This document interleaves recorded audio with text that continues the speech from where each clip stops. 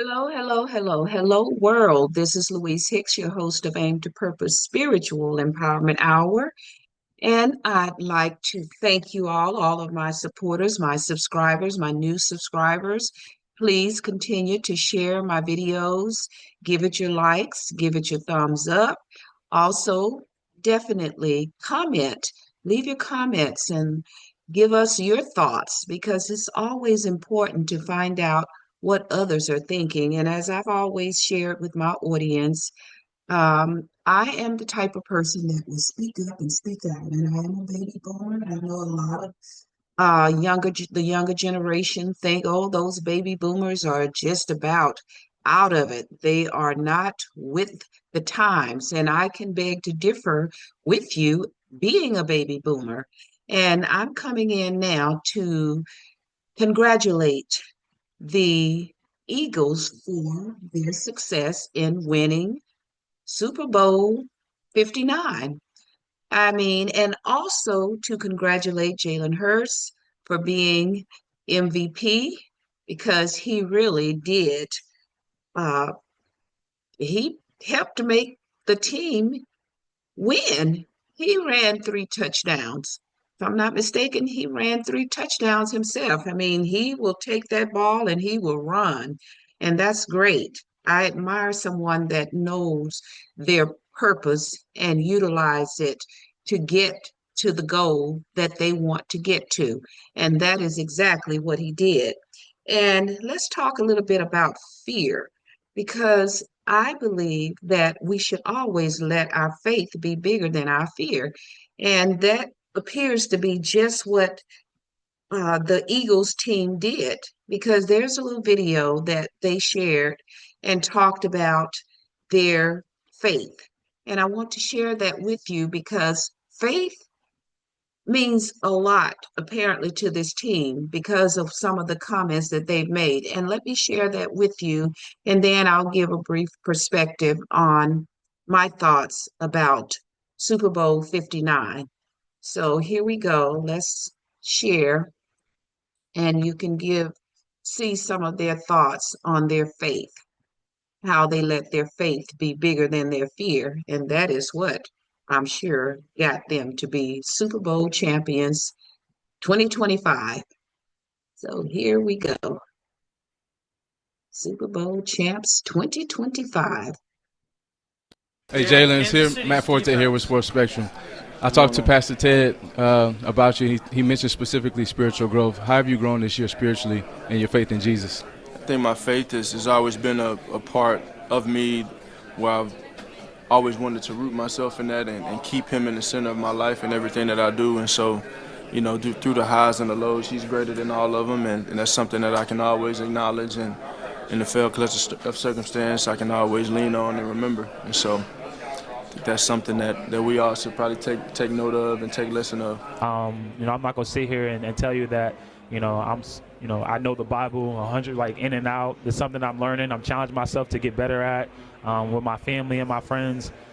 It's really lucky that my agent, he's a pastor, and I'm able to have Bible studies with him. But just growing, and I think that's the beautiful thing about it. And I think that's what religion and faith is having a relationship with God and understanding who Jesus is. And that's what I've been trying to do this year, and I'm going to continue to try to get better at it. But my faith is everything. And there's been a lot of your teammates who have been outspoken about their faith, but is there someone specific who has really poured into you spiritually this year?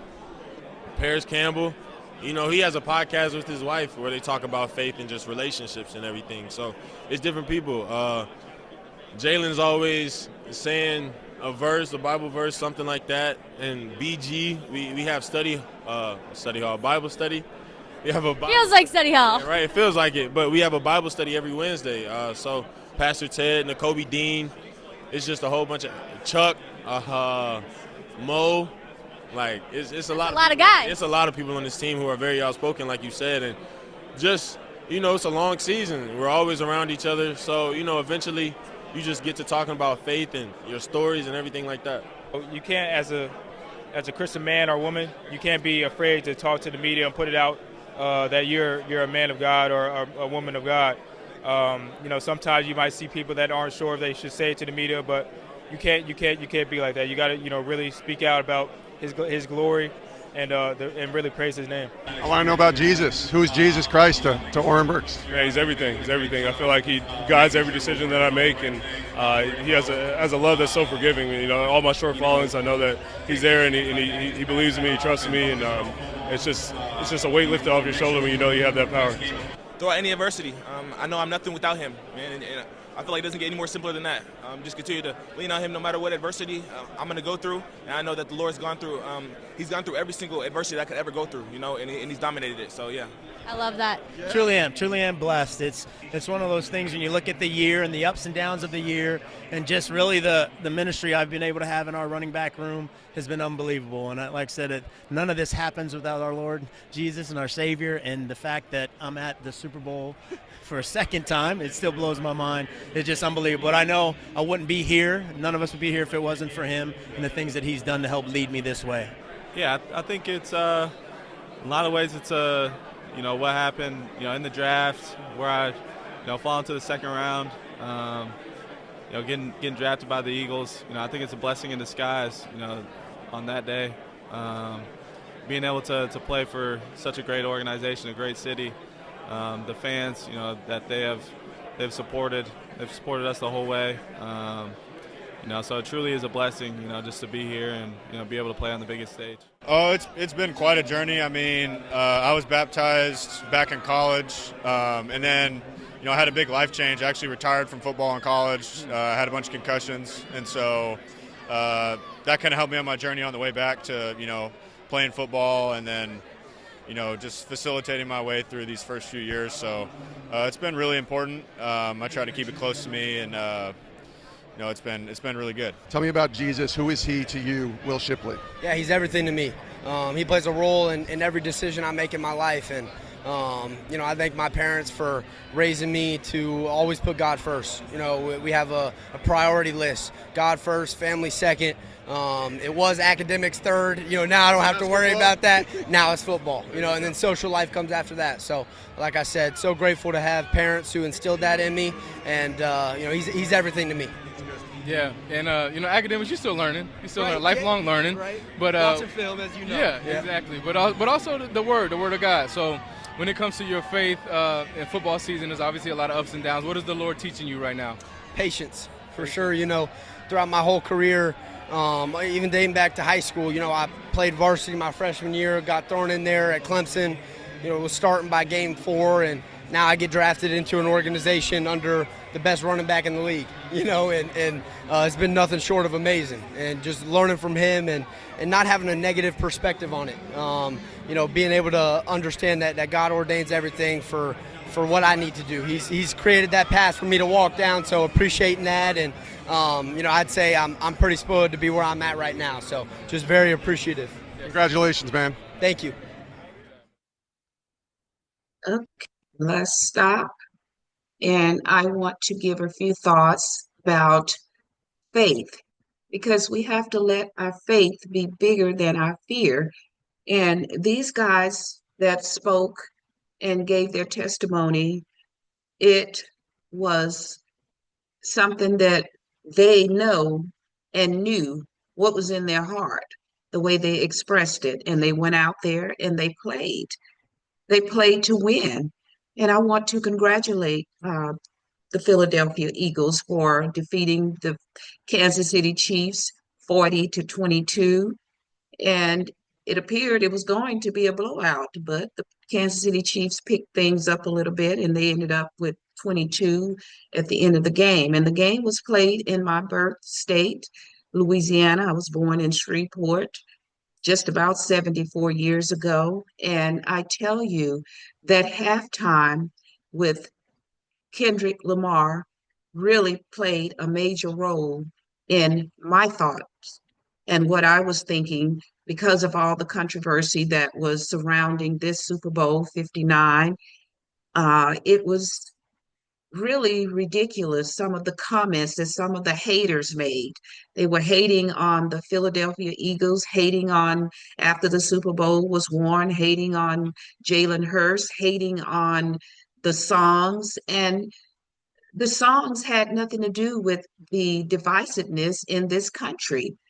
This divisiveness started way back when slavery started. So you got to get to the root cause of problems, and that's the only way you're going to bring about a solution. And whether we will bring about a solution because of all of the hate that's going on, and this Super Bowl seems to be the most hated Super Bowl in history. From what I can see, and I started watching football when I was a teenager, when black players were not even allowed to be quarterbacks. That's just how hateful this America was. And we're talking when I was about 15, 16, we're talking in the 60s, 70s, because I was born in 1951. And the halftime with Kendrick Lamar really had a bold message. And he said the revolution is about to be televised. And MAGA was all mad about uh, what was going on with this Super Bowl that had so many black, I would call black storytellers, because it was about telling a story about racism and oppression. That's what uh, Kendrick Lamar brought to this Super Bowl, which was great because we need that. We need younger people to speak up and speak out. We need older people to speak up and speak out and set examples for the younger generations, the Gen Xers, the millennials, the Zs, the alphas that are coming up. We need that, particularly in our Black community. And the rap that he did, it was unlike any rap, because I'm really not a rap person per se, because I did not like the message that many of the rappers have brought in the past, which was degrading and it was toxic. But we know what it was all about and who wanted all of this toxic, met all of these toxic messages to be uh, carried on in the Black neighborhood, because it did not help. It hindered, because it sent bad messages about the Black women, us as Black women, drug intake, killing one another. And this was about building from the 1970s, as I want to discuss briefly how Gil Scott-Heron wrote and penned the poem or song, whichever one you want to refer to it, where it said the revolution will not be televised. And at that time, it wasn't. However, I like what Kendrick Lamar said. You picked the right time, but the wrong guy. And he brought it. He brought the message to the world that Gil Scott-Heron, who passed away, I believe, in 2011, was not able to bring to the world back in 1970. And it's about an evolution now. We are evolving as a Black community. We're putting that unity in our community. And we just want to encourage you to continue, regardless of what the naysayers have to say, or the haters, the MAGA haters. And it's not all white people that are haters. There are some that recognize and realize and understand what this oppression is all about that's coming from the white supremacists. And we have to let our faith be bigger than our fear. And you heard some of the players here talking about their faith. And they believed in themselves. It's about believing in who you are, believing in your purpose, going after what the desires of your heart. And that's what I've done all my life. And that's what I've taught my children, to go after whatever it is that your purpose is in life, as long as you're not harming anybody and you're not hurting anybody. Believe in yourself. And that's what we have to do. We have to uplift one another. And that's what this halftime was all about. It was a bold message that was brilliantly delivered by a very smart young man in high school. He was an A student in Compton, California, which was right down the street from where I raised my children, in Long Beach, California, and Downey, California. And it's all about the values that you hold.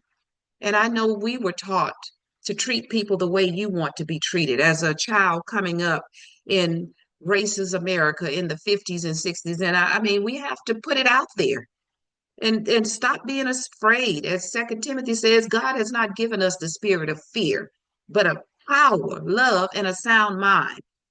And I am so happy that Kendrick Lamar brought this message. It was well needed. And if it wasn't received well by some of those haters out there, take a chill pill and go and study, read.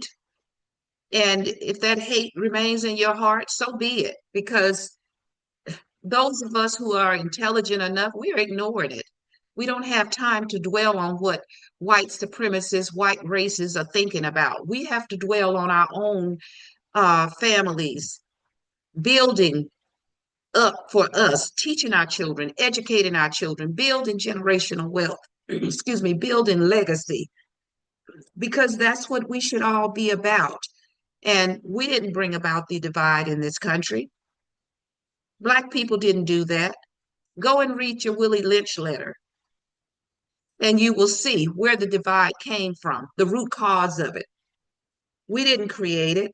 And again, I want to congratulate the Philadelphia Eagles and Jalen Hurts and his fiancee, Bree Burrows, who showed so much love for her man. I congratulate both of you. I wish you the best, most success, because I know there are a lot of haters out here that hate to see you two together. I'm happy for you. You have a beautiful, intelligent, smart fiance, Jalen. And I just pray that both of you can continue on the path of Black love, sharing with one another in a positive way, and just keep on keeping on. And just one last thought. Back in when I was a teenager watching the Super Bowl, you didn't have any Black quarterbacks because the owners thought Black men were just able to play. They wanted you to play. And all the teams, even now to this day, 70 to 80% Black. So you had to have had some kind of thought that Black people had talent. You know they did. That's why you took them on your team to make money for you. And finally, you drafted in 1978, you drafted Doug Williams, who is also from Louisiana, Zachary, Louisiana. And Doug took the Washington Redskins at that time to the Super Bowl and won. They're now called the Washington Commanders. That was Doug Williams, the first Black quarterback to play in the Super Bowl. And a lot of you probably don't even know that. You might not even know who Doug Williams is. Go and do some reading, study, read. Reading opens your mind to all kinds of opportunities because as a Black community, we need to start building. We need to start having our own educational institutions, our own financial institutions, our own medical institutions, our own manufacturing institutions. We need to come together and pool our money in the right direction and stop spending up all our money on the wrong things that's not elevating us. Because as about to be 74 years of age, Black woman, I've gone through everything that I've mentioned to you. Discrimination in housing, discrimination in education, discrimination in the medical field, which is highly corrupt.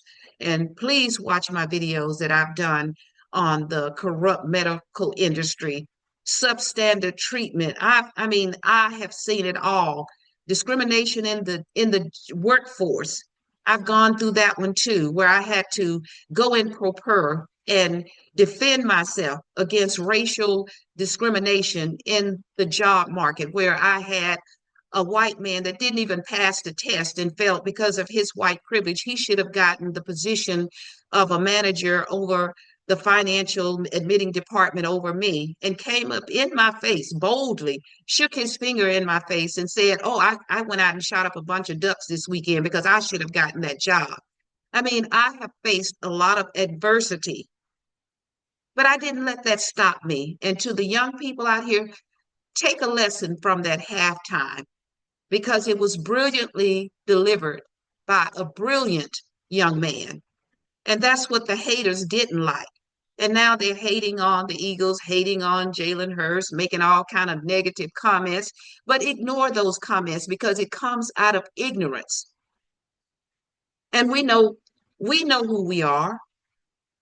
So don't let that stop you and don't let that derail you. And I take my hat off to SZA, who performed.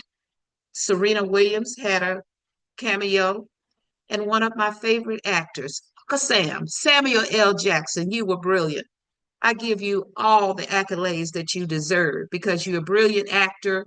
You, I have seen nothing but you standing up for what you believe in. And again, the revolution was televised. It had a brilliant message from Kendrick Lamar. He brought it. And for those of you who didn't like it, take a chill pill because I really don't care whether you liked it or not. It was a message that was well needed because this country is racist and it is divided. But we didn't divide it. The Black people didn't divide this country. So you need to go and search your heart, search your mind. And if you want to keep that spirit of hate in your heart, so be it, because who are you hurting? Nobody but yourselves. So with that said, go and look up the lyrics from the 1970 song that Gil Scott-Heron penned, and you will see why the revolution was televised. As he said, it is about to be televised, and you will see and know what was penned back in 1970 when Gil Scott-Heron said the revolution will not be televised. Took almost 60 years, but we are evolving. And I give a shout out to all the performers in the dancers, brilliant choreography. Give a shout out to Dave Free, who was part of the assisted Kendrick Lamar in directing this halftime 13-minute Super Bowl show. So go online and look at it for yourself. It was about 13 minutes. So check it out because it was brilliant. No matter what anybody says, forget the negativity and look toward the future because I always tell you, your power lies within you. Let it loose. Your destiny is your command. And as long as you believe, and I know I'm one of those spiritual people, I believe in God, and I know my faith is always bigger than my fears. And anytime any fear drift into my mind, my head, I just think of that scripture. 2 Timothy 1:7, for God has not given me the spirit of fear, but of power. And we have the power. We got to exercise it. Love and a sound mind. So thank you all again. I am Louise Hicks, your host of Aim to Purpose Spiritual Empowerment Hour. Please share this video because it is uplifting. It was just a great day for me Sunday when I watched Super Bowl 59. So thanks again, all of my new subscribers, all of my supporters. Please share, give it a thumbs up, give it a like. Leave your comments, leave your thoughts on what you thought about the halftime and the Super Bowl itself, in spite of the haters. Go take a chill pill. So much love, and always again, your power lies within you. Let it loose. Your destiny is your command. Until the next video, this is Louise Hicks.